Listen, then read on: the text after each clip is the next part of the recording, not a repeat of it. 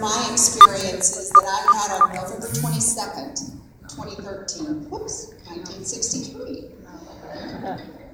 Also, thank you for listening and for taking the time to possibly reflect on what you hear and what you see today.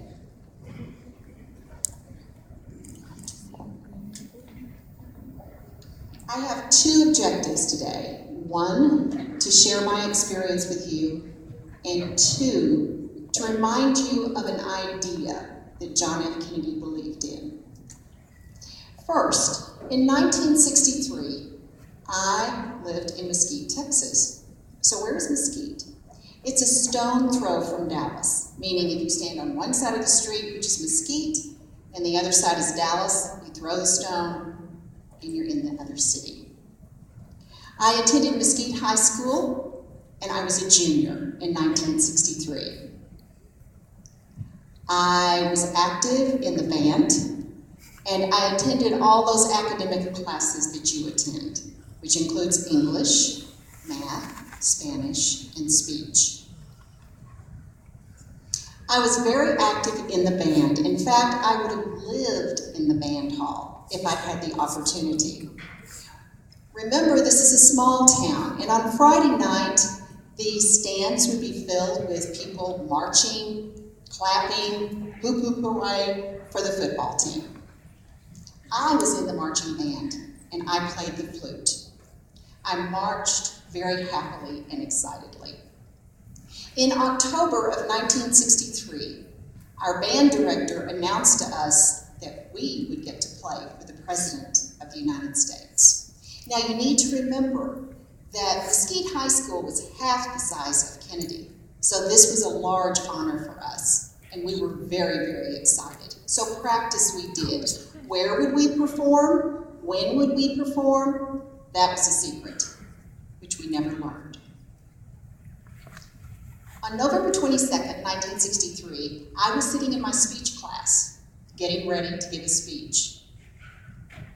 Not quite as nervous as I am today giving you this speech, but we were waiting and waiting for the teacher to call our name. When would it be our time to speak?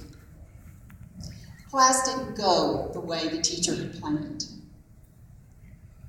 There was, you need to remember, no cell phones, no computers, no televisions in the class, and really no telephones, period. The only telephone was downstairs in the principal's office. So over the intercom came this scratchy, indistinguishable sound, and we became very silent. What is this coming over the intercom? So what had happened was that the principal had put the radio next to the intercom so we could hear the news directly. After a few minutes, the first thing we heard, the President of the United States has been shot. No one said a word. We continued to listen to try to decipher what were we hearing. The next statement was, the President of the United States has been taken to Pearson Hospital. The President of the United States has died. Not one word was spoken. As silent as this gym is today. We walked woodenly, stiffly to our next class, which happened to be English. Our English teacher sat at her desk with her head in her hands, and she was crying. She didn't say anything to us. We didn't say anything to her. We sat. We didn't talk. We were dismissed, and we went home. We went home to our black and white television sets, which we sat in front of for days, for 4 endless days. We watched live Jack Ruby shoot Oswald, who had been the assassin, we assume, of Kennedy. We watched the funeral We watch the children.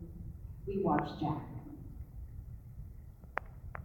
Now, to continue to focus on the memories of that tragic day is not what Kennedy would want us to do, I believe. In my research and my reading, there are many, many ideas that Kennedy expressed. Some you might agree with, some you might not. But the one that I so totally agree with, and I see expressed here at Kennedy, is Kennedy's belief in the artist. He believed that if the artist has the opportunity to express himself or herself through music, through writing, through dance, through art, that the fiber of our nation would become stronger. Now, many of you sitting here are saying, well, I don't know how to sing. I can't dance. I don't play an instrument. I don't even read a book unless I have to. My hand is so shaky. That's okay. Because the creative spirit that's inside of you is what Kennedy would want you to use when you face a challenge in your life. How do you look at those challenges? How do you look at your options? How do you look at your future? Kennedy's love for the arts began with his inauguration. For the first time, a poet was invited to read a poem at his inauguration. No poet had ever appeared. He chose Robert Frost. He asked Robert Frost to read the poem Gift outright, which was one of his older poems. Frost surprised himself, and he wrote a poem for the inauguration. However, it was blustery cold that day, and Frost was 86 years old, and his white hair was blowing in the wind. He was freezing. He had typed up the poem on his little typewriter, and he could barely read it. So instead, he did the gift outright, rather than the poem he had written for Kennedy. Ironically, 2 years later, Kennedy wrote the eulogy and was at Robert Frost's funeral. Kennedy believed in the power of poetry and the power of art to cleanse us when we think power has overcome us. I could go on and on, because those of you who know me know I love poetry, I love literature, I love art, I love creativity. I love anybody who takes the time to step outside the box. Now, here at Kennedy, how do we express ourselves creatively? We have the jazz band, we have the choir, we have the art that is hanging on our walls, but we have more than that. Those of you who have accepted a challenge and you're on the basketball court and you need to create a new move, you do it instantaneously. That's a celebration of the creative spirit.